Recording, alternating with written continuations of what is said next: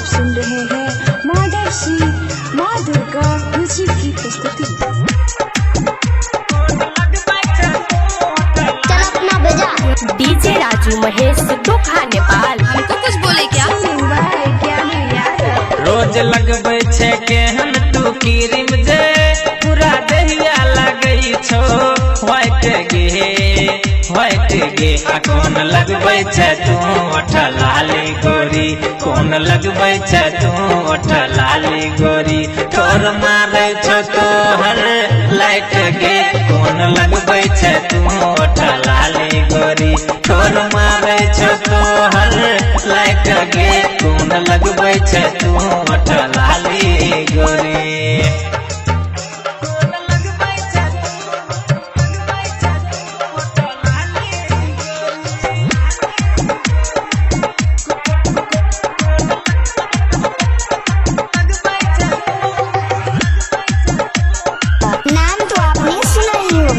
DJ Raju Mahesh दुखा नेपाल। खुलल केसिया पर चश्मा लगाबै छे, सेंटर फ्रूट वाला चिंगम चबाबै छे,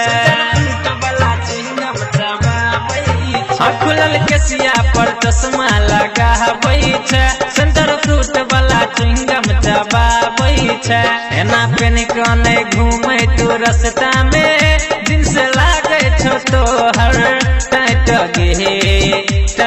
गे, कौन लगबै छे तू ओठ लाली गोरी, कौन लगबै छे तू ओठ लाली गोरी, ठोर मारै छे तोहर लाइट गे, कौन लगबै छे तू ओठ लाली गोरी, ठोर मारै छे तोहर लाइट गे, कौन लगबै छे तू ओठ लाली गोरी।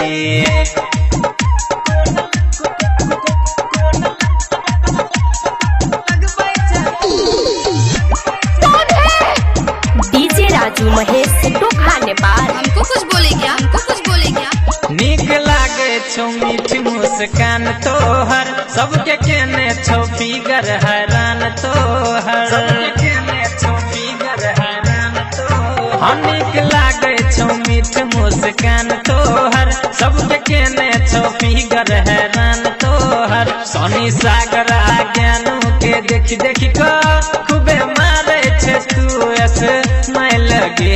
स्माइल गे, कौन लगबै छे तू ओठ लाली गोरी, कौन लगबै छे तू ओठ लाली गोरी, ठोर मारै छे तोहर लाइट गे, कौन लगबै छे तू ओठ लाली गोरी, ठोर मारै छे तोहर लाइट गे, कौन लगबै छे तू ओठ लाली गोरी। रोज लगबै छे केहन तू क्रीम जे पूरा दहिया लगई छो व्हाइट